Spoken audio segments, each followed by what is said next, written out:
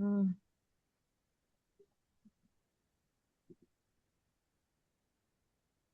Listo, ya estamos grabando.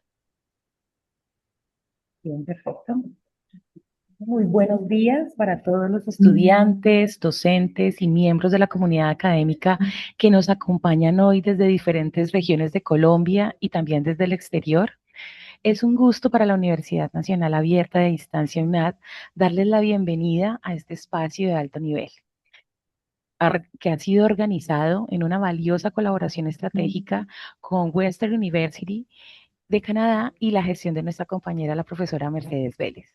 Hoy nos convoca un tema fundamental: cómo forjar mejores ciudadanos a través del razonamiento cuantitativo, evidencias educativas desde el sur global.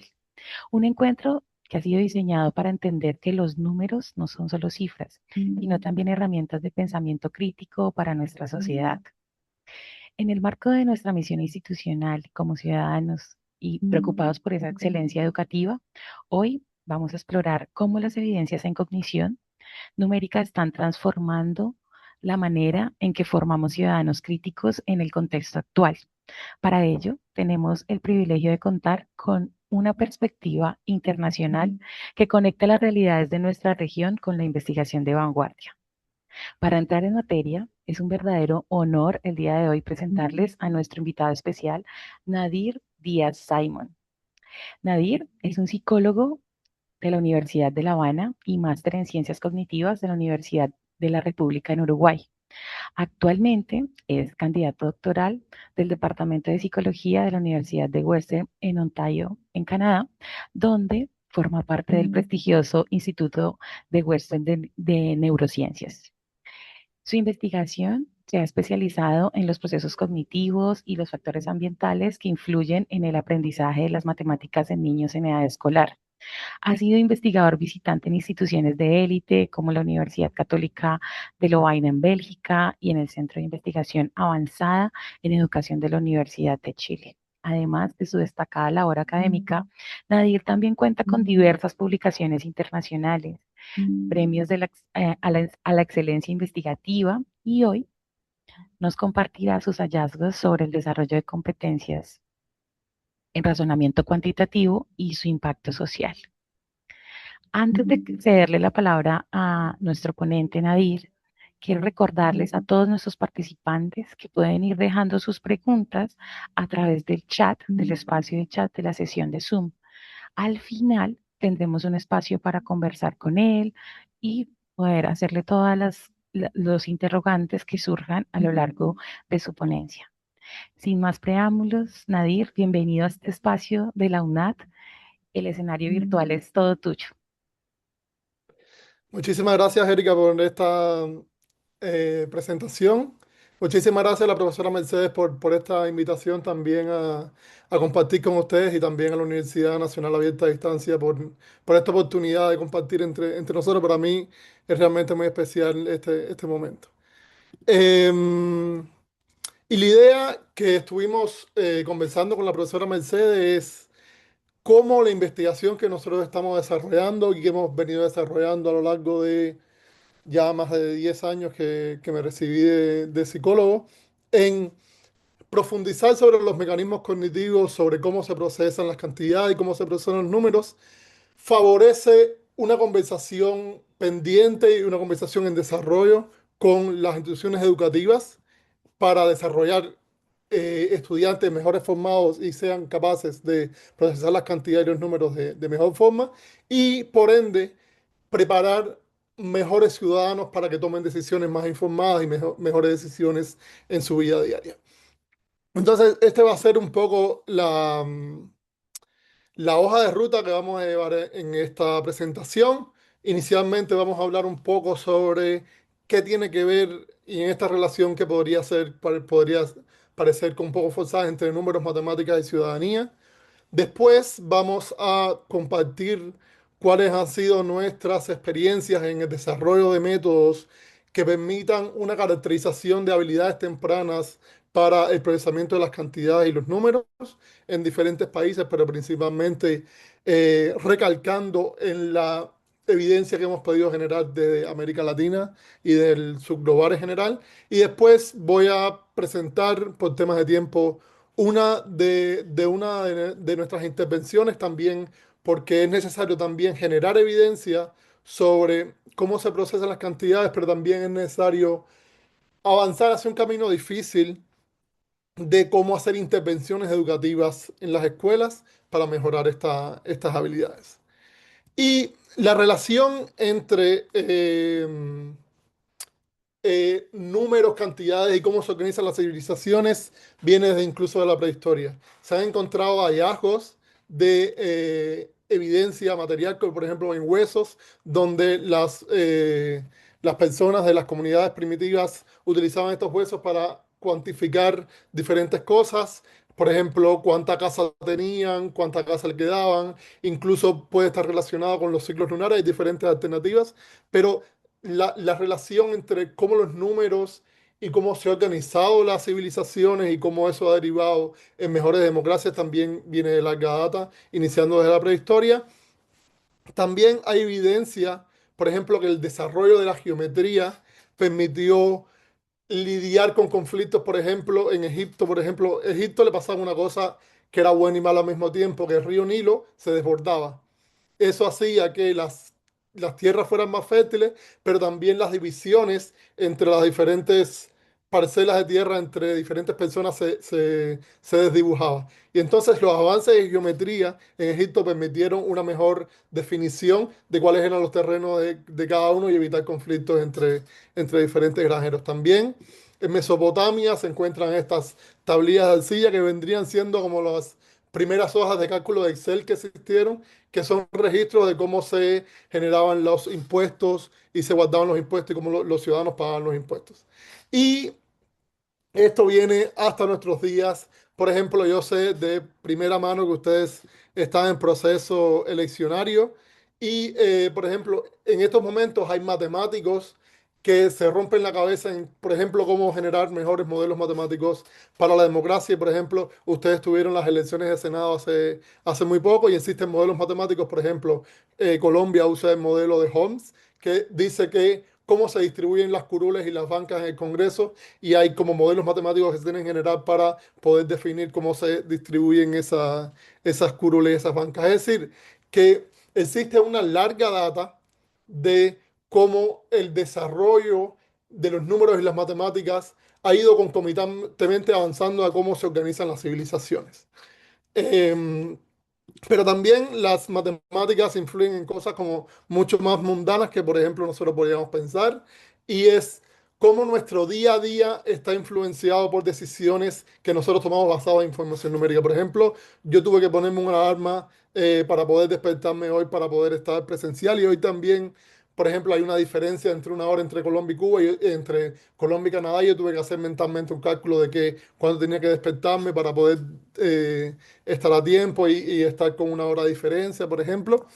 Después también nosotros tomamos muchas decisiones también. Nosotros revisamos nuestra aplicación en el celular a ver cuán frío o cuán caliente va a estar. Y esto, por ejemplo, yo vengo de Cuba. En Cuba yo no tuve que utilizar estas aplicaciones porque en Cuba es realmente y consistentemente caliente. Eso, yo no necesitaba saber cuánto estaba el clima. Yo sabía que iba a estar caliente y me vestía generalmente de acuerdo con eso. Pero, por ejemplo, cuando me mudé a Uruguay, me enfermaba a cada rato porque no revisaba esta información y entonces me iba desabrigado, entonces no revisaba esta información. Y también nosotros tomamos muchas decisiones basadas en las finanzas. Las finanzas son básicamente números de cuánto salario recibimos, cuántos gastos tenemos. Por ejemplo, si queremos pedir un préstamo en el Fondo Nacional de Ahorro para comprar una casa, por ejemplo, para decidir cuánto va a ser impuestos, cuánto vamos a tener que pagar por cuánto tiempo, toda esa información matemática. Y entonces, malas decisiones en el procesamiento de los números puede ser costosa. Por ejemplo, esto es un ejemplo que pasó aquí en Canadá. Creo que fue en los años alrededor de los 90 a los 80. Canadá pasó del sistema métrico de libras a kilos. Y entonces, en ese mismo día, los que tenían que repostar el combustible de un avión lo hicieron hicieron los cálculos basados en kilos y no en libras y repostaron en libras. Y en el medio del vuelo el avión se quedó sin combustible porque tenía la mitad de lo que necesitaba y tuvo que hacer un aterrizaje de emergencia y eso costó millones de dólares para el Canadá en ese momento. Es decir, tomar malas decisiones en los números puede ser costoso tanto para los ciudadanos como para las empresas en general. Entonces, aquí quiero un poco su participación, por ejemplo, porque también procesar números y procesar cantidades es importante para las decisiones que nosotros tomamos en la realidad. Voy a hacerle un cuento primero. En el año 2019, Uruguay estaba en elecciones y había como un candidato que era como un outsider que llegó y fue como disruptivo en el sistema político. Y ahora quiero que ustedes me digan este candidato que está en azul, leyendo esas gráficas y esos gráficos de barra. Yo quiero que ustedes me digan si basado en esa información el candidato está más cerca del que está en primer lugar o el que está en segundo lugar. En tercer lugar, disculpe. Basado en esta información que le estamos dando, que fue la que proveyó de él en unos spots de campaña eh, para promocionarse a sí mismo de cuánto iba creciendo. Es decir, lo que usted me tiene que decir es si está más cerca del que está en primer lugar o el que está en tercer lugar. Está más cerca del primer lugar. Del Ok. primero. El Más primer, cerca. Hmm. Más cerca del primero. Ok, sí. Entonces creo que tenemos como un acuerdo generalizado de que basado en la información que proveyó este candidato en las elecciones en Uruguay, parecería ser que está más cerca del primero que del segundo, pero aquí hay un pequeño detalle, que yo les oculté los porcientos reales que ellos habían. Yo no lo estoy manipulando, esas fue las barras que proveyó él, pero con la información, el primer candidato tiene 42%, el segundo él tenía 27% y el tercero tenía 24%. Es decir, él matemáticamente está más cerca del tercer candidato que del primero.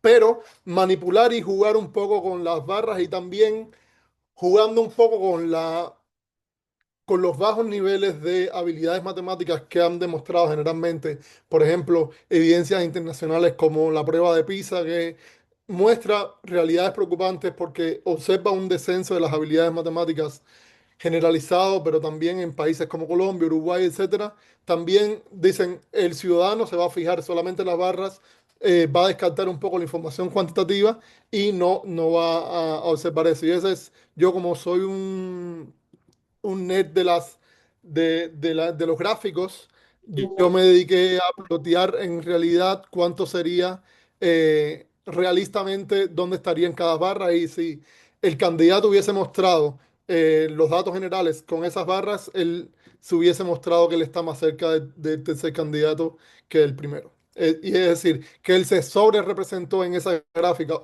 o él no, o su equipo de campaña se sobre representó en esos gráficos de barra para mostrar que tenía más favorabilidad y subrepresentó el candidato que estaba en tercero. Y eso es algunos consejos cuando ustedes estén leyendo información cuantitativa es preferiblemente estos gráficos de barra deberían empezar en cero porque cualquier manipulación que, por ejemplo, se muestre más allá del cero es preocupante y puede ser un indicador de que puede estar ocultando alguna información. Y es decir, eviten ese primer rechazo que nosotros en general le tenemos a las matemáticas. Existe como un concepto muy generalizado que se llama ansiedad hacia las matemáticas, que es un efecto, una reacción psicofísica para algunas personas más que para otras cuando se enfrentan a las matemáticas. Es decir, es necesario sobrepasar ese primer momento para poder leer la información que los candidatos, las personas que quieren nuestro voto, o los votos de los candidatos, porque no, yo nunca voy a ser político,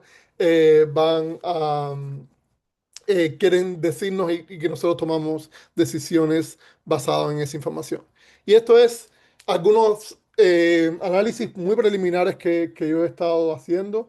Es una de mis preocupaciones es cuánto las habilidades matemáticas están relacionadas con índices de democracia en general. Y estos son, yo aquí lo que hice fue analizar la asociación, la relación que tenía los puntajes de matemática de PISA. PISA es un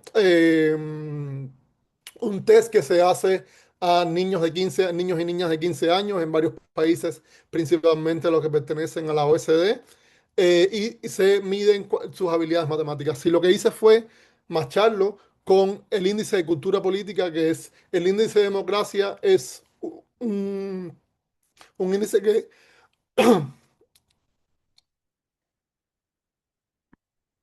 el índice de democracia es un índice que muestra la revista The Economist todos los años, y uno de los indicadores es la cultura política. Y lo que podemos ver es que existe una asociación entre los puntajes de PISA y cuánta cultura política tienen los países. Cada uno de estos puntitos son países. Esto es importante, esto es como una primera evidencia muy preliminar, y es necesario tener en cuenta que esto en psicología debería ser como un mantra que deberíamos tener todos los psicólogos y todos los que nos dedicamos a ciencias sociales, es que correlación no implica causalidad. Aquí yo no estoy queriendo decir que existe una relación causal entre los puntajes de matemática y la cultura política de los países. Es lo que estoy queriendo decir, que ambas van de la mano. Y los mecanismos que pudieran explicar esta relación pudieran ser varios, por ejemplo, cuánto invierten los países en educación o cuánto invierten los países en investigación, o cuánto los currículums de educación están basados en la evidencia. Por ejemplo, países que pueden invertir más en educación podrían tener mejores resultados, pero también podrían tener una cultura política y unos sistemas democráticos más sólidos. Y países, por lo contrario, países menos democráticos, eh, podrían, por ejemplo, dedicar menos por ciento de su Producto Interno Bruto a dedicarlo a la educación, a la investigación, etcétera, etcétera. Es decir, la conclusión que yo quiero que ustedes saquen de aquí es que existe una asociación entre cuánto los países son capaces de resolver problemas matemáticos y la cultura política y los índices de democracia de los países. Y basado en todo esto, ha sido una preocupación para mí muy personal, y es cómo desde la investigación básica que nosotros hacemos, como estuvieron mencionando la profesora de ética, mi formación es en psicología, psicología educativa, psicología de desarrollo, psicología cognitiva principalmente. Pero entonces, para mí el salto de cómo nosotros desde nuestras posiciones la- eh, podemos mejorar las habilidades de nuestros ciudadanos y la democracia de nuestros países, para mí el salto es muy grande. Pero si nosotros nos podemos desmenuzar un poco, no lo es tanto, porque, por ejemplo, existe un concepto que ha ido ganando mucha importancia en los últimos años, que es las prácticas educativas informadas por la evidencia. Es decir, cuánto las actividades que hacen nuestros niños y nuestras niñas en nuestras escuelas actualmente están informados por la mejor evidencia disponible que cuentan tanto los tomadores de decisiones como la academia en general. Y esto implica tener una relación muy cercana entre tres actores principalmente. Para mí es necesario tener una relación muy cercana entre las personas que hacemos investigaciones en la universidad con los profesores, que son los que tienen, los profesores, las maestras y los maestros en general, los que tienen un sentido más realista de lo que pasa en el día a día de las escuelas, porque uno puede tener las mejores intenciones, uno puede estarse basando en la mayor evidencia posible, haberse leído todos los papers del mundo, pero si eso no machea con lo que pasa en la realidad de la escuela, no estamos haciendo nada. Y entonces esta relación, esta conversación interdisciplinaria entre las personas de la academia y los maestros es realmente importante. Y es realmente importante, pero también es retadora, porque conversar entre dos mundos que tienen como lenguajes diferentes, que tienen formas em, de realizar sus actividades diferentes es difícil, pero es necesario llegar como un lenguaje común, y esa construcción es costosa. Y la otra persona de esta mesa de tres patas, digamos, es los tomadores de decisiones. Es decir, los políticos y las políticas deberían que esto es un debe que tienen en general muchos países, deberían tomar las decisiones sobre cómo se organiza, cómo se generan, cómo se distribuyen los recursos, basados en la mejor evidencia posible sobre, sobre qué pasa en los procesos cognitivos y asociados. Y esa es también esa conversación, porque es necesario, porque a veces nosotros los académicos nos centramos mucho en cómo explicar conceptos específicos sobre determinadas cosas, pero no sabemos comunicar nuestros resultados de forma simple y de forma llana que le entienda todo el mundo. Y entonces es necesario generar estas políticas educativas informadas por la mejor evidencia posible que exista. Y la mejor evidencia contextualizada a las situaciones y a los ambientes que nosotros tenemos hoy en día. Entonces, esto es necesario por varios elementos. Uno es porque los tiempos educativos son escasos y preciados. Es decir, las maestras y los maestros tienen una labor muy ardua, tienen que ser maestros, tienen que ser planificadores, tienen que dar retroalimentación a los padres. Es decir, cada momento que se usa o se pierde en el sistema educativo es muy importante, y entonces cada momento debería ser usado lo más eficientemente posible para generar las mejores ganancias y los mayores resultados.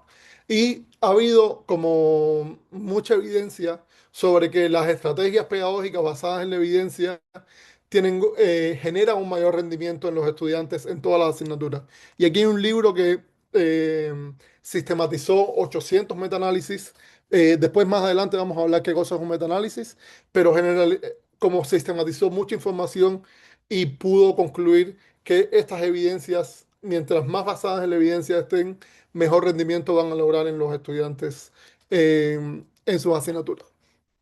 También tener prácticas educativas informadas por la evidencia reduce el uso de prácticas ineficientes y potencialmente dañinas. Por ejemplo, uno de los casos más paradigmáticos es el uso de los estilos de aprendizaje en los estudiantes. Si los estudiantes tienen aprendizaje visual, auditivo, y en este momento, hasta este momento, puede ser que la evidencia cambie, mañana tengamos otras cosas por decir, pero hasta este momento no hay evidencia que diga que si uno enseña a los estudiantes en su estilo de aprendizaje favorito, genere mejores repercusiones.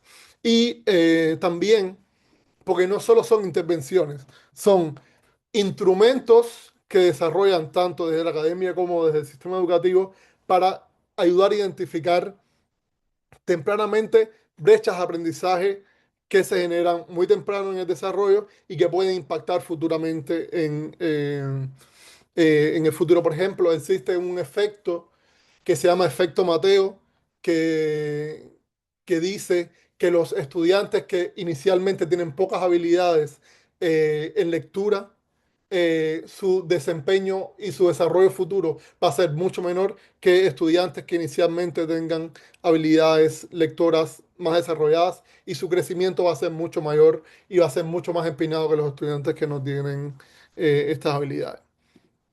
Y un poco para poner ejemplo de cómo evidencias internacionales han mostrado que el traspaso entre la educación y la política pública puede ser real.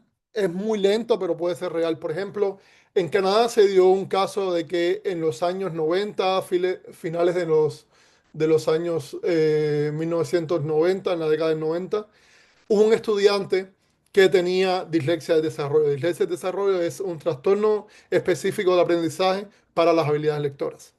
Eh, entonces, este estudiante tenía dislexia, y por recortes que ocurrieron a nivel provincial, la escuela no pudo darle la instrucción necesaria que necesitaba ese estudiante.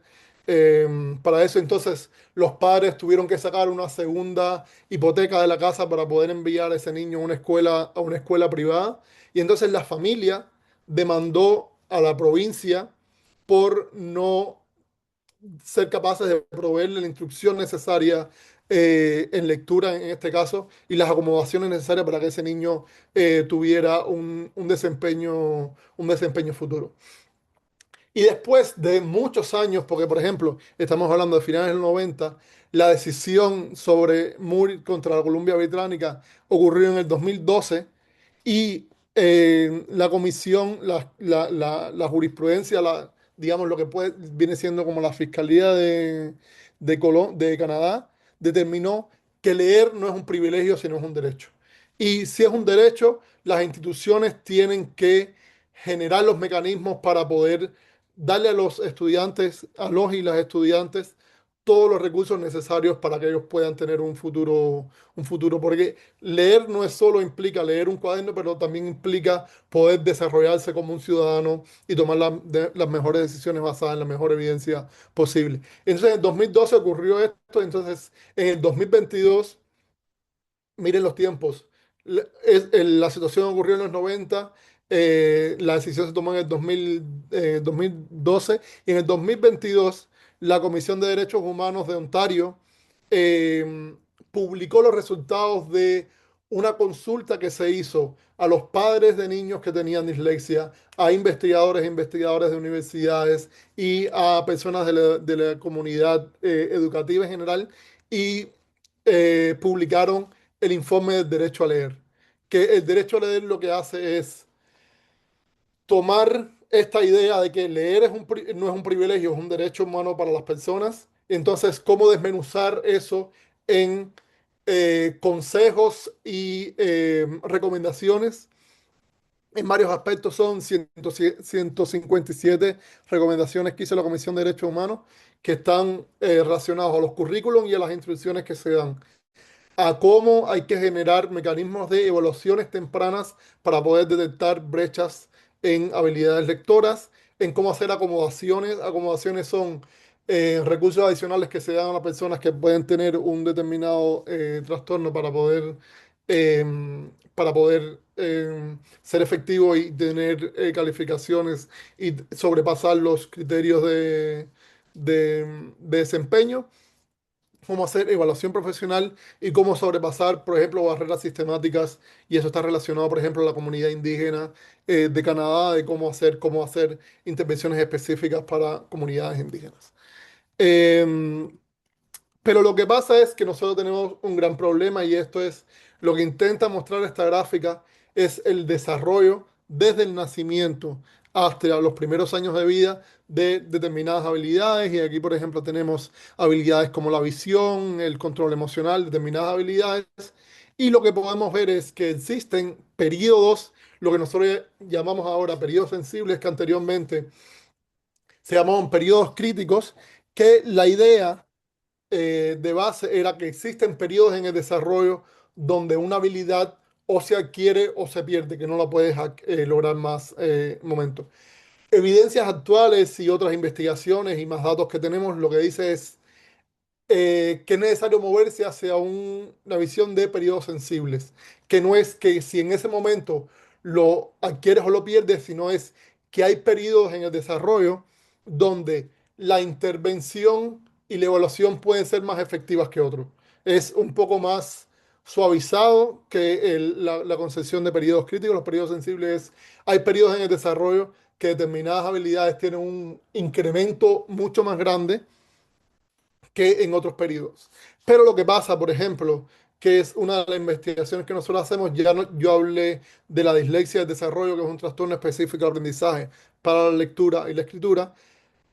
En nuestro caso, en la investigación en matemáticas se habla de diagnóstico de discalculia de desarrollo, que es una habilidad de un trastorno específico de aprendizaje para las matemáticas que no se puede explicar por otros factores como motivación o inteligencia. Son estudiantes que generalmente tienen inteligencia y motivación conservada, pero sin embargo tienen trastornos específicos y tienen unas limitaciones significativas para poder resolver problemas relacionados con los números y las cantidades. Y lo que pasa es que el diagnóstico de cálculo y desarrollo generalmente se produce entre los 6 y los 9 años y esto es un periodo donde ya la mayor cantidad del desarrollo de las informaciones y las habilidades numéricas ya han pasado. Es decir, nosotros, luego cuando nosotros diagnosticamos discalculia y desarrollo, ya el periodo sensible donde las intervenciones en matemática se dan, ya pasó. Y esto es un grande problema. Y entonces a lo que se ha dedicado la investigación principalmente es tratar de generar evidencia de cómo medir e intervenir más tempranamente. Y lo que hablamos es cuáles son los bloques de construcción de las matemáticas que nosotros podemos utilizar para bypassear, digamos, este problema que tenemos de el diagnóstico y cuando ocurre el periodo sensible. Entonces nosotros tenemos mucha evidencia a varios niveles. Por ejemplo, a nivel filogenético, la filogenética es el estudio de las especies. Por ejemplo, tenemos mucha evidencia de que animales no humanos, sin entrenamiento previo, pueden responder a propiedades numéricas de los estímulos. Esto no quiere decir que los animales pueden leer los números, eso es una habilidad exclusivamente humana, pero los animales, incluidos nosotros, nos desarrollamos en un ambiente donde la información cuantitativa era muy relevante. Por ejemplo, si pones a un pez en una pecera y tienes dos grupos de peces, dos cardúmenes de peces, ese pez va a tender a ir al cardumen más grande porque tiene menor probabilidad de que se lo coma un depredador. Por ejemplo, un león, si ve dos grupos de ovejas, va a tender a ir al grupo que tiene mayor cantidad de ovejas porque tiene mayor probabilidad de... Adriana, creo que tienes la mano levantada, pero vamos a esperar al final para poder, si le parece bien, poder recoger todas las dudas y responderlo después. Y con esto voy a hacer un cambio y ponerle un experimento muy interesante que se han hecho principalmente en universidades italianas. Es cómo pollitos de 3 días de nacido pueden cuantificar información y analizar responder a tareas de cantidades, por ejemplo. Yo esto lo estoy avanzando un poco más rápido para que se vea, pero la tarea es, le ponen estos huevos Kinder a los pollitos y se los ponen detrás de estos cartones. Profe, Y en la este tarea, momento no estamos observando el video, oh, estamos observando como la barra de búsqueda, pero no el video ok. como tal. Pero si quieren, lo que puedo hacer es, después les puedo compartir esos videos y lo compartimos para no irritarlos. Pero entonces, lo que mostraría este video es que los pollitos van a ir, le ponen 3 huevitos Kinder aquí, 2 aquí, y el pollito generalmente va a ir al que tiene más. Y esto se repite varias veces para que no sea un efecto de que el pollito fue randómicamente a uno de los dos. O se repite muchas veces y se ha visto que los pollitos pueden cuantificar estos elementos y también, por ejemplo, ya mostré habilidades desde lo filogenético, también desde lo ontogenético, que es el estudio de los individuos, desde que nacen hasta todo su desarrollo vital. Niños y niñas de 6 meses de nacido pueden cuantificar cantidades y ustedes pueden decir como que cómo es posible cómo se investiga eso y lo que se muestra se le muestra dos pantallas y se le muestran puntitos así aleatorios y entonces lo que se ve es que en uno de esas pantallas las cantidades cambian y en una se mantiene estable. Cambia la distribución, cambian los tamaños, pero aquí se muestra el doble de puntitos que aquí y los niños generalmente tienden a mirar hacia la pantalla en donde cambia la información cuantitativa. Y así es como se ha investigado principalmente esto en niños de 6 meses de nacido, incluso recién nacidos. También se ha dado investigaciones en tribus amazónicas que por la complejidad de sus hábitats no tienen muchos números para cuantificar y ellos tienen como números, cantidades para muy pocos, cantidades para muchos, pero no tienen un sistema numérico y ellos se han visto que incluso en esas condiciones de limitaciones lingüísticas para las cantidades, ellos pueden hacer tareas de manipulación etcétera. Y también se ha visto que existen regiones del cerebro y tractos de materia blanca específicos para que se activan cuando uno realiza actividades matemáticas. Entonces, es muy raro porque el desarrollo de la matemática y la lectura es muy reciente en la historia de la evolución de los seres humanos. Es decir, es imposible que el cerebro haya dedicado a través de la evolución regiones específicas para el desarrollo de la matemática y la lectura, pero lo que dicen las investigaciones actuales y los modelos actuales es que existe un reciclaje neuronal. Es decir, nosotros tenemos regiones en el cerebro que permiten identificar cantidades y manipular cantidades y entender el entorno en términos de cantidades. Y lo que se dice es que tanto la matemática como la lectura parasitan en esas regiones y esas regiones son, digamos, incautadas por las habilidades lectoras y matemáticas. Y después se ha observado que cuando los niños aprenden matemática, lectura, existe un cambio tanto a nivel anatómico del cerebro como de las funcionalidades de cómo se activa el cerebro una vez que se adquiere el lenguaje y la escritura. Entonces, le- para ir un poco mostrando cuáles han sido por dónde hemos ido investigando esto, en el año 2013 mi tutor Daniel Ansari y su estudiante de doctorado en ese momento, Nadia Nosworthy, crearon el Numeras Skinner, que lo que hicieron fue, había habido un desarrollo de cómo se estudia la matemática, pero principalmente a nivel de laboratorio. Existía muy poca evidencia de cómo eso se traducía a la práctica real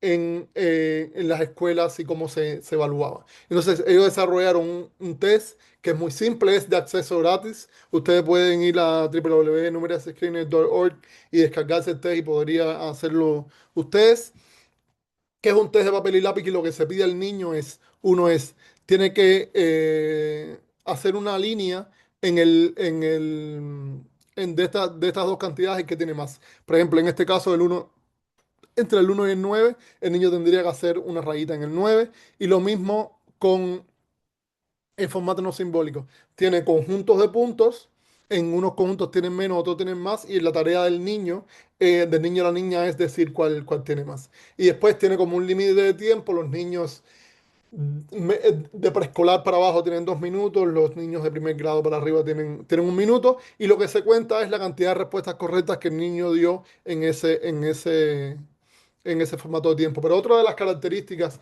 que tiene Numeras Screener es que es muy versátil. Es que, por ejemplo, se puede aplicar en contextos de aula grupales, donde se le da a todos los niños el test y ellos lo pueden hacer, o se puede hacer individual y es como muy versátil hacerlo. Y, por ejemplo, se ha utilizado en India, en países de Costa de Marfil y Ghana, y por ejemplo en mi tesis de maestría en Uruguay.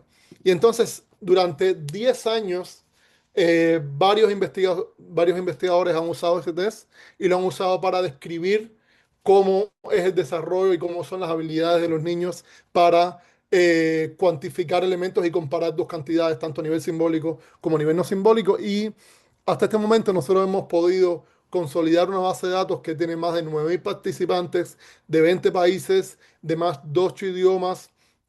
Y otra cosa que podemos ver es que hay como una diversidad de países. Por ejemplo, hay países de América Latina, países de África, países de Europa. Hay como una variabilidad cultural, idiosincrática y de situaciones bastante grandes.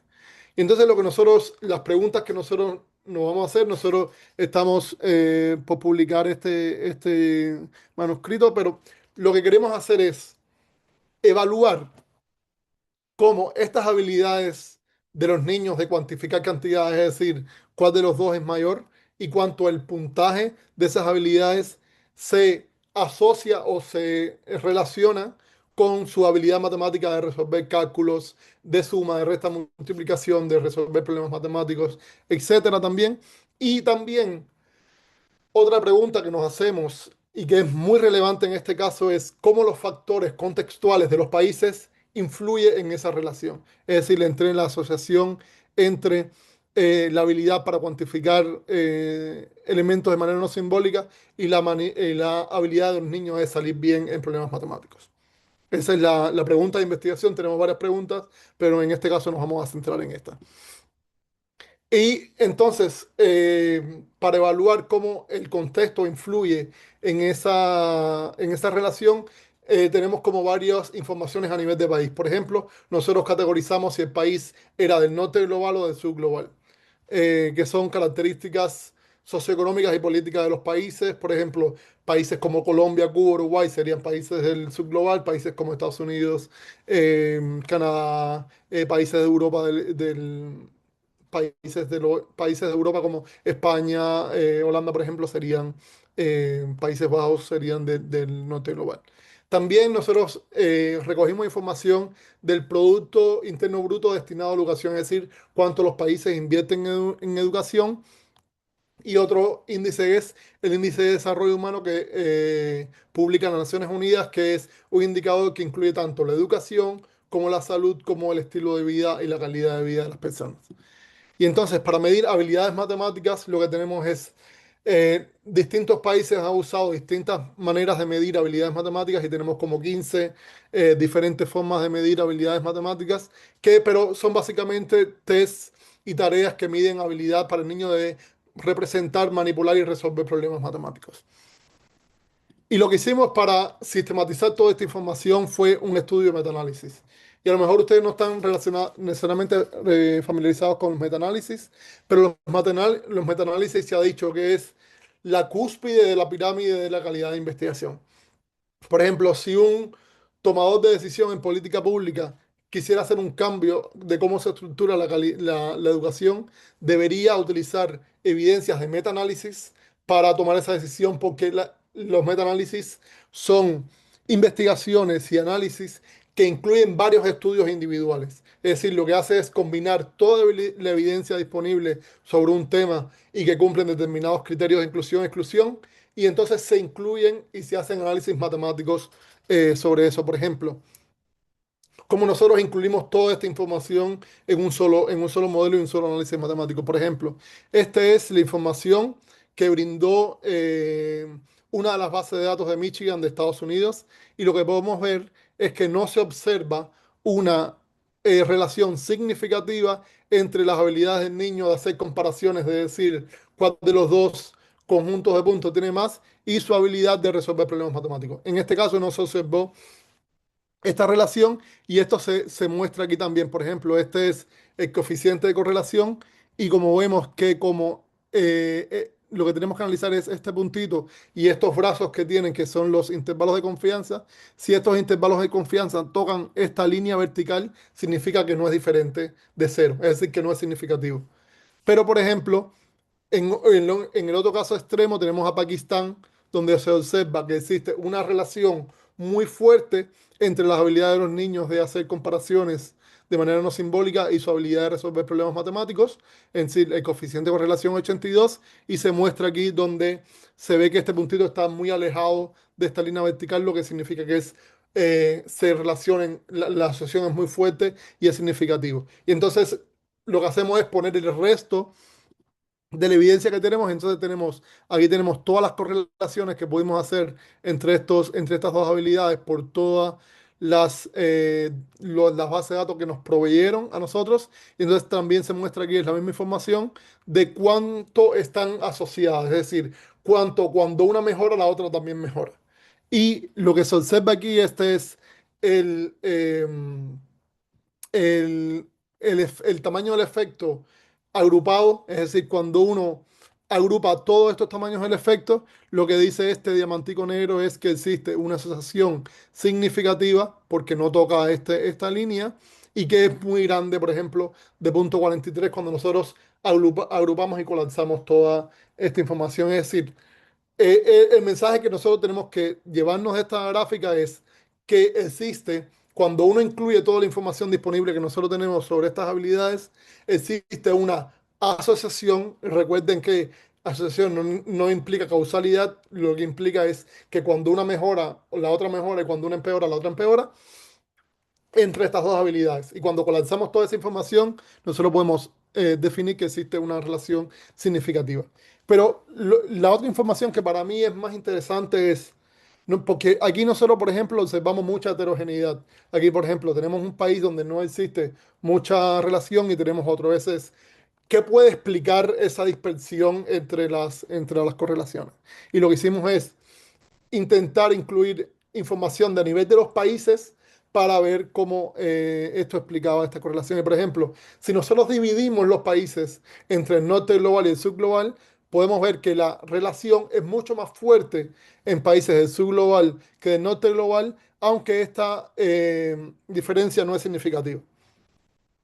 porque el p-valor es menor que 0,05, no es significativa, pero es marginalmente significativa. Pero, por ejemplo, si nosotros analizamos aquí la inversión educativa, es decir, cuánto han invertido en términos de por ciento los países, y después queremos ver cuán fuerte o cuán débil es esta relación, lo que podemos observar es que los países que invierten menos en educación tienden a presentar relaciones mucho más fuertes entre estas habilidades que los que no, y eso también se observa en el índice de desarrollo humano. Los países que tienen menor índice de desarrollo humano tienden a presentar relaciones mucho más fuertes. Y de aquí podemos, nosotros no tenemos una conclusión cerrada sobre esto, pero lo que podemos decir es que países que invierten menos en educación podrían tener currículum educativo menos basado en la evidencia y que se centran mucho en estas habilidades de comparación y como que exclusivamente los niños se basan en estas habilidades muy primitivas para resolver problemas matemáticos y no tienen como otras estrategias que también se pueden desarrollar en otros momentos para resolver problemas matemáticos. Pero esto es como todavía debate. Pero esto viene a conversar, esta evidencia viene a conversar un poco sobre eh, cómo la ciencia psicológica presenta una crisis de replicabilidad muy importante. Es decir, en 2015 se hizo un estudio donde se intentaron replicar 100 estudios paradigmáticos de la psicología. Lo que se encontró es que solo el 35% de estos estudios pudo encontrar los mismos efectos que el estudio inicial. Es decir, hay mucha, la ciencia psicológica le ha costado mucho tener efectos robustos que puedan explicar procesos psicológicos en general.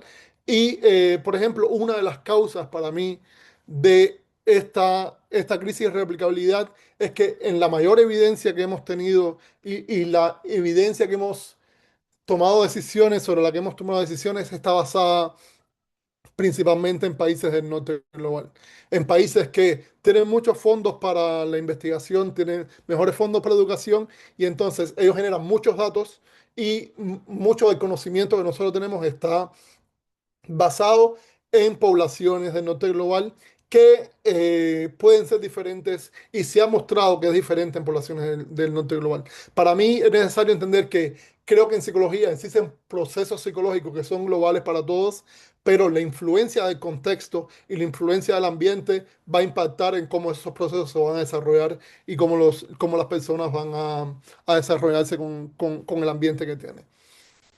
Y esto y estas especificidades del contexto son importantes de tenerla en cuenta para cuando nosotros hacemos investigación y cuando hacemos intervenciones.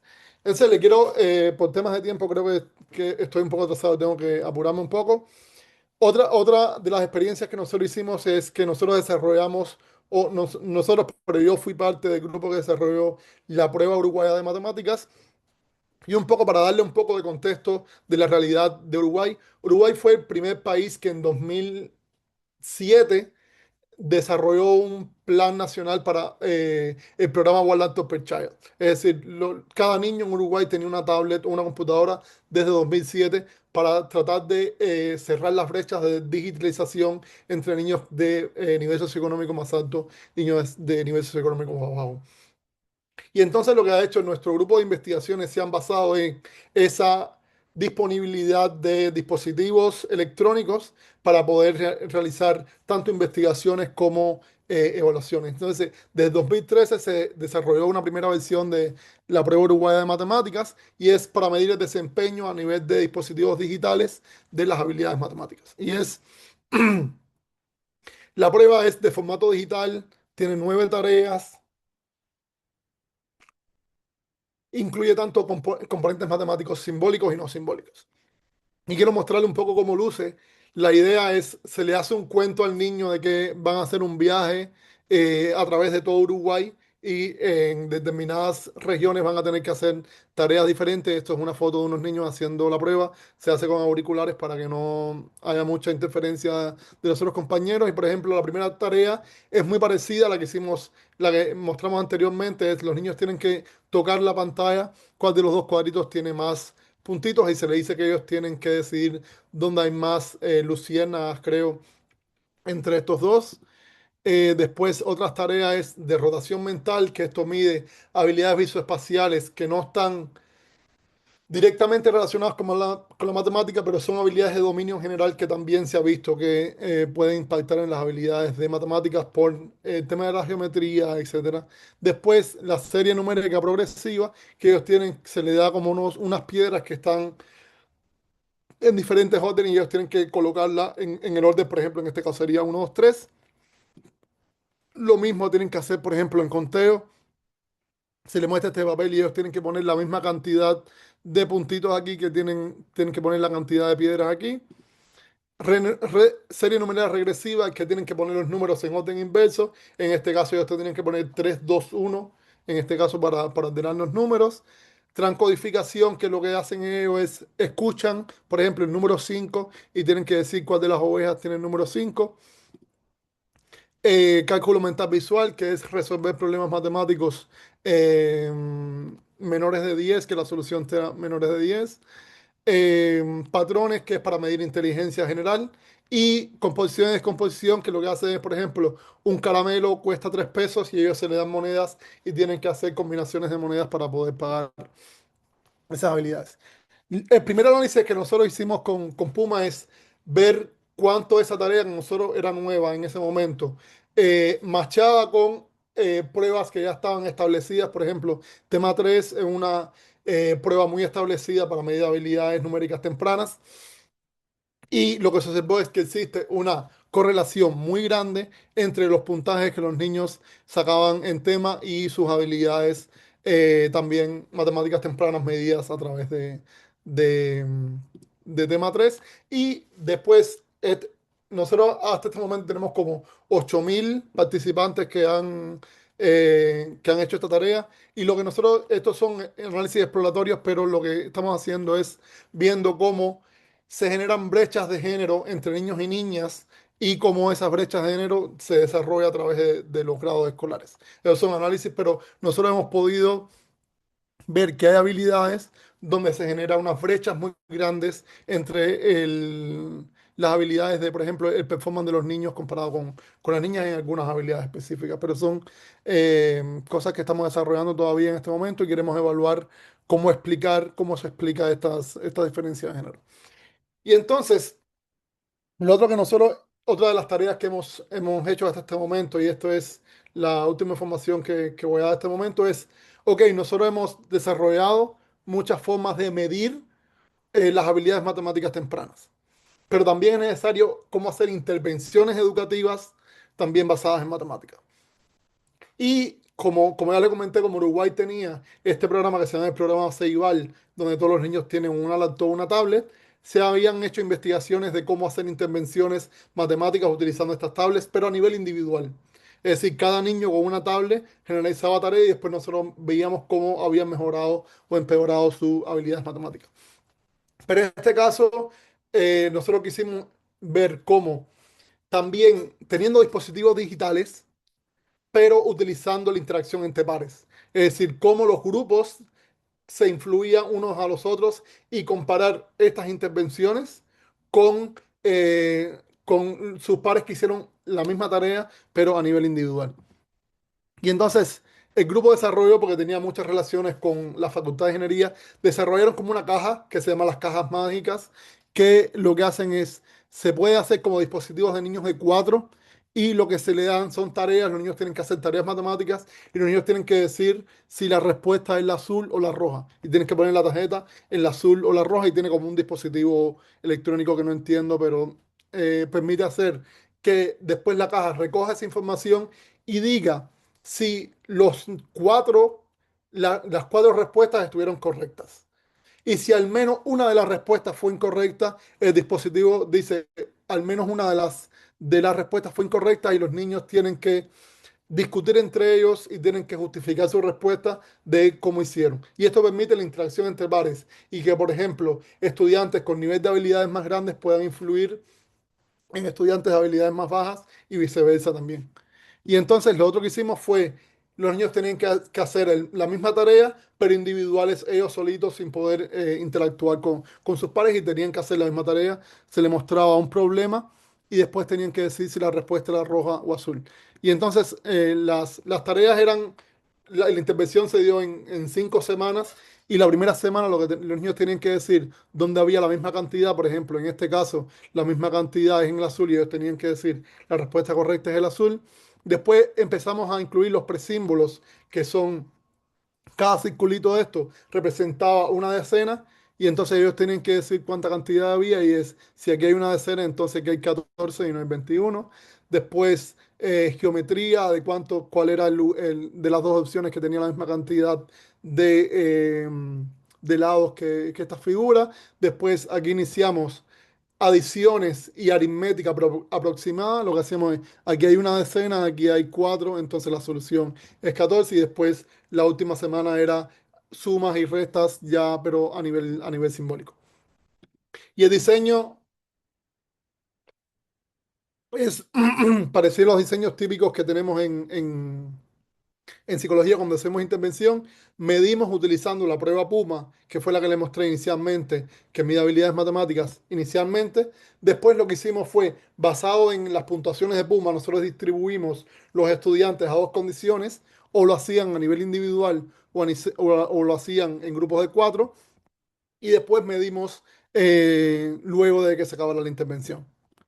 Y entonces lo que vimos es, este es, por ejemplo, aquí, a mano izquierda pueden ver el desempeño de los niños en el pretest, es decir, antes de la intervención, y lo que se puede ver es que la distribución de puntuaciones, que es parecida a una distribución normal, no es muy diferente entre los que después se le iban a asignar a la condición difícil o condición fácil, pero lo que se observó fue que existió un crecimiento significativo y mayor para los que hicieron la tarea a nivel social que los que hicieron a nivel individual. Es decir, ambos mejoraron sus puntuaciones desde el pre hasta el post, pero los niños que hicieron la tarea a nivel grupal mejoraron mucho más que sus pares que lo hicieron a nivel individual.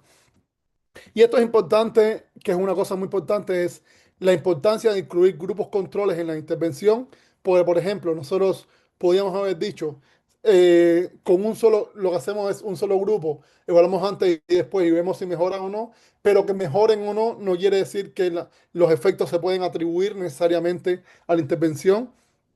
Bueno, es necesario incluir grupos controles y lo que vimos es que el crecimiento de los que hicieron a nivel grupal es mucho mayor que los que hicieron a nivel individual. Y después lo otro que hicimos para desmenuzar un poco los datos es ese efecto donde los niños que hicieron a nivel grupal se beneficiaban y mejoraban sus habilidades matemáticas es mucho más acentuado en los niveles, en los niños que tenían habilidades tempranas más bajas. Es decir, lo dividimos en tres grupos y los niños que tenían habilidades matemáticas más bajas al inicio fueron los que más se beneficiaron de esta intervención comparado con los que tenían habilidades intermedias y niños que tenían altas habilidades. Y lo que hicimos también es, por ejemplo, si los niños empezaban a nivel principiante, para dónde iban, para qué categoría o grupo iban después de la intervención. Y lo que podemos ver es que comparado con el nivel individual, los niños que comenzaron a nivel principiante, algunos, 1% bastante importante, fueron a nivel proficient, que es los que tienen altas habilidades. Algunos se fueron intermedios, algunos se quedaron en beginners comparado con los individuales, que muchos niños se quedaron en la misma categoría de la que empezaron comparado con los otros. Entonces, para ir cerrando un poco, que creo que me pasé unos minutos, yo creo que las escuelas son las instituciones más poderosas que tienen las sociedades modernas para desarrollar una ciudadanía más informada y para desarrollar ciudadanos que tomen mejores decisiones. Eh, que existen unos retos enormes en eh, cómo enfrentar este diálogo necesario entre la academia, los maestros y los tomadores de decisiones en política pública. Y es necesario para sobrepasar todas esas limitaciones, es necesario un esfuerzo interdisciplinario y mancomunado entre varios actores y profesionales de tanto la investigación como políticos como profesionales de educación. Y con esto termino. Muchas gracias y quedo atento a cualquier pregunta, cualquier duda que puedan hablar, porque como podrán haber notado, soy cubano y hablo como en 1.5 y puede hacer que no hayan entendido alguna cosa, pero quedo atento a cualquier pregunta que puedan tener. Y muchas gracias. Muchísimas gracias, profe Nadir, por esa intervención tan interesante. Bueno, entre nuestras compañeras se han recogido pues yo alcancé a recoger dos preguntas y pues cada uno de los estudiantes podrá levantar la mano y les daremos la palabra en orden para que puedan hacer sus apreciaciones. Alguien preguntó sobre la pirámide, entonces mientras usted iba presentando, los estudiantes presentaban como sus dudas en general. Dice, ¿para qué sirve la pirámide y hay casos específicos para su aplicación? Nos preguntaba un estudiante. Em, sí, déjame, déjame ver si... La pirámide esta se llama como la pirámide de calidad de la evidencia científica y es, por ejemplo, esto viene un poco, nosotros nos hemos nutrido mucho de la investigación biomédica, por ejemplo, en los tratamientos, por ejemplo, puede ser tratamientos contra el cáncer, etcétera, de cuáles son los tratamientos más efectivos que han mostrado la mayor cantidad de efectividad y esto se puede traducir en las investigaciones educativas de cuáles han sido las intervenciones educativas que han mostrado mayor efectividad. Y entonces hay distintos niveles de evidencia y todas son válidas y todas son informativas. Por ejemplo, un nivel de evidencia es la opinión de un experto que tiene mucho background en este tema, pero no son datos necesariamente, es la opinión de una persona. Por ejemplo, puede hacer un estudio de caso, por ejemplo, en investigación biomédica. Hay mucha experiencia de que hay un caso paradigmático que tiene un trastorno muy raro y entonces se hace todo un reporte y toda una investigación sobre un caso. Es n = 1. Y esa evidencia es informativa, pero el problema es que solo se aplica a esa persona. Y después hay como diferentes niveles de estudios, hay niveles de cohorte donde se investigan grupos de personas y se analizan longitudinalmente a través del tiempo. Después hay ensayos de control aleatorizado, que es un poco el modelo que nosotros utilizamos, existe hay un grupo de personas y estas personas se aleatorizan, se asignan a dos grupos aleatoriamente. Uno recibe una intervención, otro recibe otra intervención y se ve cuál es el efecto que tiene. Revisiones sistemáticas, que es eh, un compilado de toda la evidencia disponible que hay y entonces para lograr identificar generalidades y diferencias entre estos estudios. Y los estudios metaanálisis lo que hacen es combinar estadísticamente y matemáticamente muchos estudios y se observa cuál es el efecto general que tienen cuando uno colapsa esa información. Es decir, ¿cómo se aplica esto? Es que, por ejemplo, eh, el Ministerio de Educación debería tomar una decisión si toma una decisión A o B. Entonces, esa decisión debería ser tomada sobre la mejor evidencia posible, es decir, cuál evidencia sostiene la opción A, cuál evidencia sostiene la opción B y ver cuál es la que mejor efecto tiene o la mejor efecto genera. Es decir, la opción A o cuál de las dos opciones hace que los niños tengan mayores puntuaciones en matemáticas, sean más felices, sean más activos, etcétera. Es decir, cuando uno combina toda la evidencia posible que tiene, eh, ¿cuál de las dos muestra evidencia a favor de una o de las otras opciones? No sé si eso responde tu respuesta. Responde tu pregunta a la de cómo utilizar la pirámide, esta pirámide de metaanálisis. Bueno, vamos a ver si la persona que hizo la pregunta nos replica. Bueno, profe, Eso la hizo Karen Cubides, esa pregunta que acabamos de contestar, doctor Nadir. bien. Tengo otra pregunta aquí y es, ¿qué es cultura política y se puede cuantificar? Sí, creo que Esto se debe referir a esta pregunta, es The Economist, que es como una publicación, creo que es británica, todos los años publica un índice de democracia de los países y después dice si los países son una democracia plena, una democracia con imperfecciones, y eso lo hace para un montón de países. Y para poder hacer ese ranking, em, lo que hace es tener determinados indicadores, que uno de ellos es cultura política, y tengo que revisar, pero creo que es cuánta información tienen los ciudadanos sobre el sistema político que están viviendo, cómo se organiza, etcétera, etcétera. No estoy muy seguro de eso, pero creo que se debe referir a eso. Se hacen muchas encuestas a muchas personas y se hacen preguntas sobre la cultura política de ese país, sobre debe ser cómo está organizado los poderes judiciales, legislativo, ejecutivo, debe ser ese tipo de preguntas que se hacen. Podrían revisar, todos los años se publica, pueden poner índice de democracia y creo que sale en Wikipedia y pueden ver, por ejemplo, dónde está Colombia en eso y cada uno de los indicadores, cómo puntúan cada uno de ellos. Lo tenemos No, la mano levantada. Ay, perdóname. sí, eso de darle a alguien a Rita a usted la Ah, palabra. Sí que así, ella había intentado participar. así es. Adriana, tienes la palabra. Gracias, gracias, profe Erika. Ay, gracias a nuestro invitado. Excelente conferencia. Mi pregunta es, ¿cómo diferenciar entre la ansiedad matemática y la discalculia? Y si esto se puede ver en el test como el que ha venido colaborando en el desarrollo. No me acuerdo bien cómo se llama el test. Existen varios test Nuance Tree. en Numeracy Skill. Sí.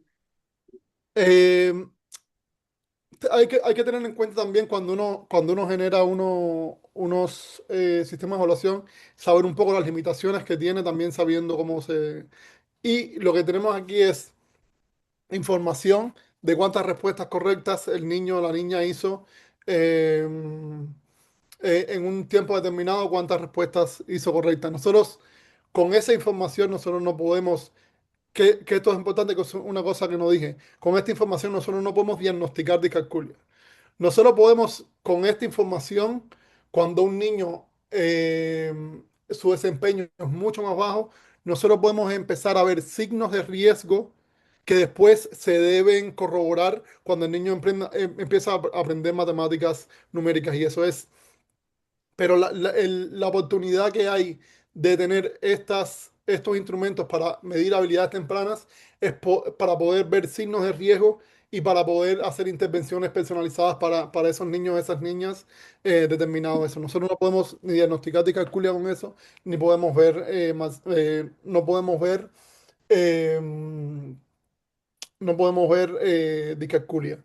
La discalculia lleva un proceso de evaluación extensivo que generalmente lo hacen los psicopedagogos o ciencias afines, digamos, psicólogos, donde se le hace una evaluación exhaustiva de varios componentes y se dice que cuánta deficiencia tiene ese niño o esa niña para resolver problemas matemáticos. Después, para medir ansiedad matemática, existen otros test y otras evaluaciones eh, específicas para eso. Y lo que tenemos que ver es, generalmente, existe una comorbilidad muy grande entre niños que tienen discalculia y niños que tienen ansiedad matemática, porque les cuesta más participar. Generalmente, cuando participan, tienen respuestas menos correctas, y entonces ellos tienen algún nivel de conciencia sobre eso, pero cada una de esas componentes o esas variables latentes que nosotros le llamamos se debe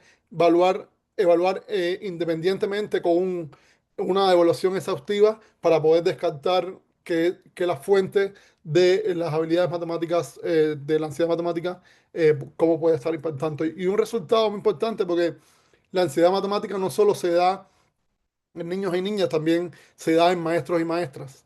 Por ejemplo, se han desarrollado investigaciones de ansiedad matemática en maestros y se ha observado algo muy interesante: es los maestros que tienen mayor ansiedad matemática son los que enseñan en niveles más iniciales del desarrollo.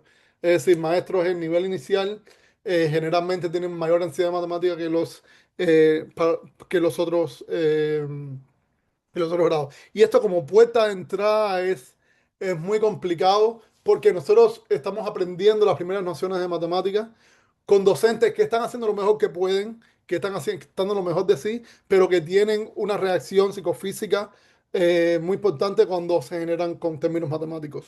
Y eso se ha visto que hay una influencia desde la ansiedad matemática de los maestros hacia la ansiedad matemática de los niños. No sé, Adriana, si eso responde tu pregunta.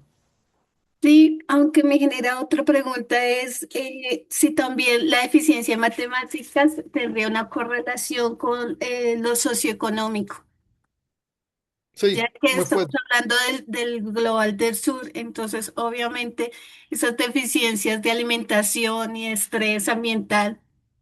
Sí.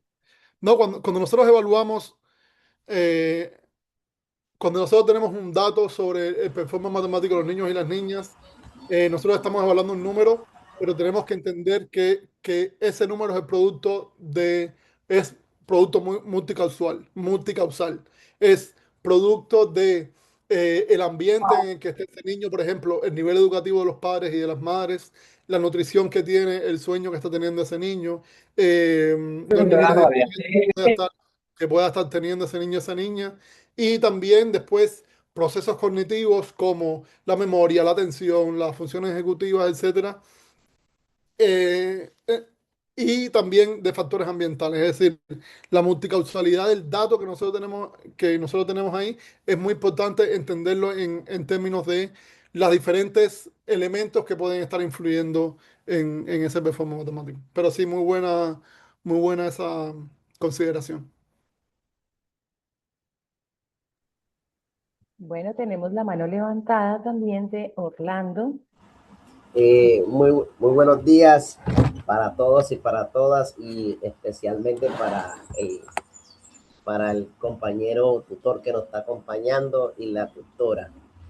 Con respecto a lo que yo acabo de analizar y de interpretar de acuerdo a las conferencias de lo que es la discalculia y la otra que afecta a los niños a temprana edad, que dice que de un promedio entre 6 y 9 años, es que donde se nota la parte que decíamos crítica, pero ya no se dice crítica, sino donde se tiene ahí otra terminología que ya la Periodo sensible.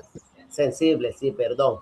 Pero si nosotros analizamos que hay múltiples factores, como dijo la compañera y se acaba de decir, que afectan al niño en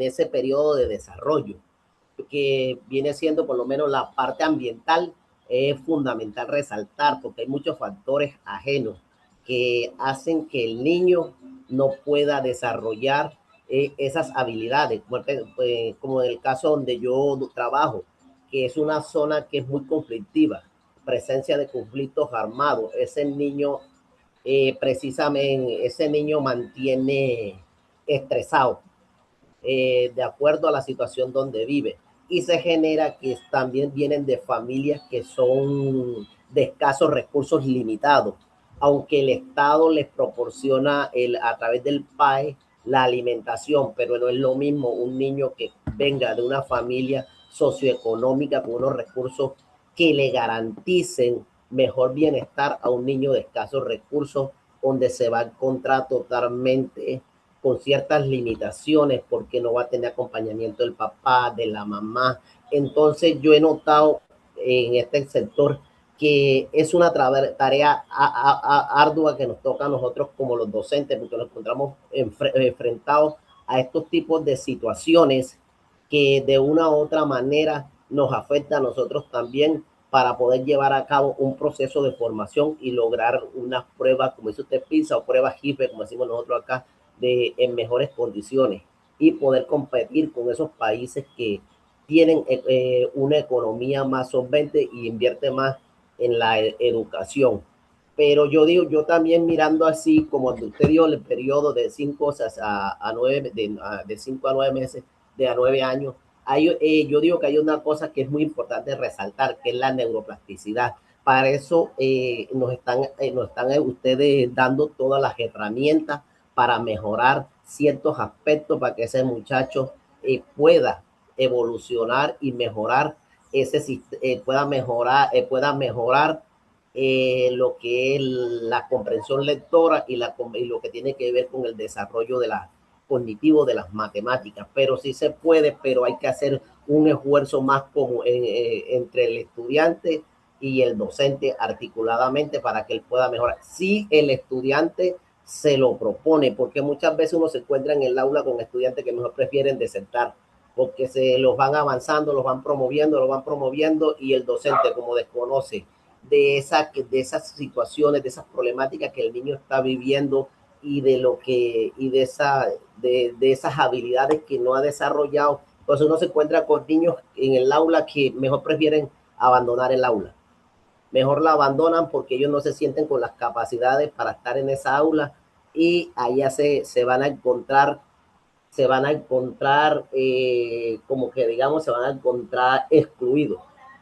Muchos estudiantes desertan porque se sienten excluidos porque no tienen las competencias y las habilidades. Pero es que el sistema educativo le falta estructuración, más docente o sea, preparar más al cuerpo docente para identificar para identificar estas problemáticas que el niño trae al aula de clase, porque muchas veces nosotros hablamos de trastorno, muchas veces no son ni siquiera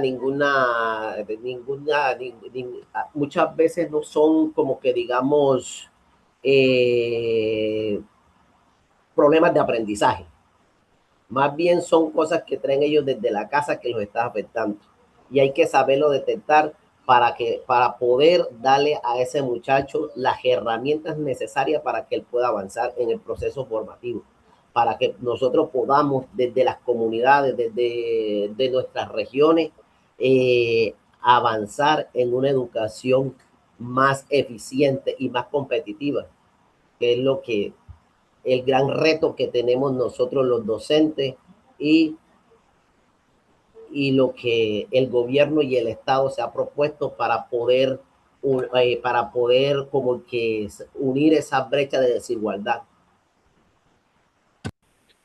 Orlando, yo no podría estar más de acuerdo contigo y creo que no lo podría haber dicho mejor de lo que tú lo dijiste. Es muy importante entender el contexto en donde se desarrollan estas habilidades y para eso yo creo que el mejor modelo que yo he encontrado que podrían buscarlo, es el modelo ecológico de Bonfenbrenner, que lo que hace tiene como agrupa diferentes influencias del contexto que puede impactar y las agrupa en niveles de círculos concéntricos. Por ejemplo, la familia va a tener un impacto mucho más grande de lo que puede tener los sistemas educativos y después, pero los sistemas educativos también van a influir en cómo los niños se van a desarrollar.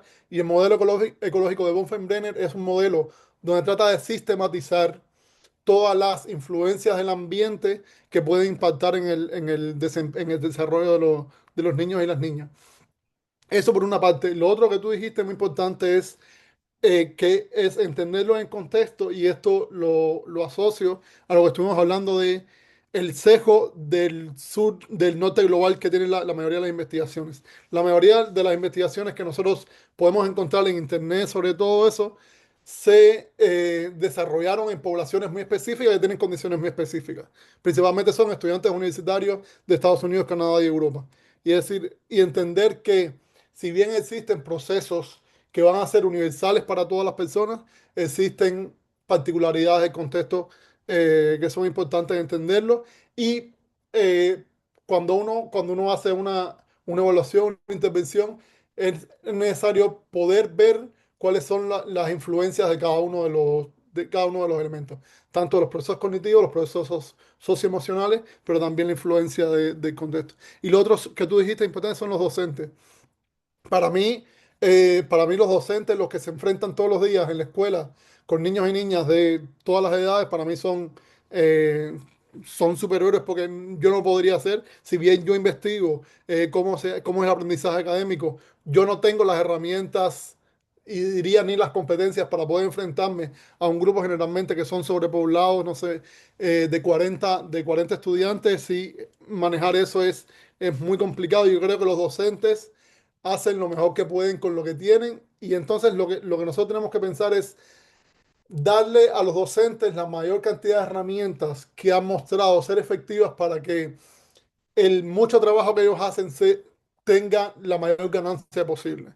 Y ese es el trabajo. Uno es hacer investigación, pero otra cosa que nosotros hemos estado haciendo es hacer sesiones de entrenamiento y sesiones de charlas con los maestros para que ellos puedan entender entender un poco cómo es la evidencia, porque a veces también nosotros los académicos le damos una rosca de más a las cosas y queremos explicar los términos en términos que no son comprensibles para todos, y entonces después a los docentes, a un docente que tenga un interés real de instruirse y saber cuál es la mejor evidencia posible, no lo va a poder entender porque no tiene las herramientas para hacerlo. Y también lo que nosotros hacemos es tratar de darle a ellos la mayor cantidad de herramientas posible para que puedan leerse un artículo académico y poder entenderlo a grandes rasgos. A lo mejor no entienden la estadística, pero entienden más o menos cuáles son las conclusiones y cuáles son las cosas que debería hacer. Muchísimas gracias, doctor Nadir.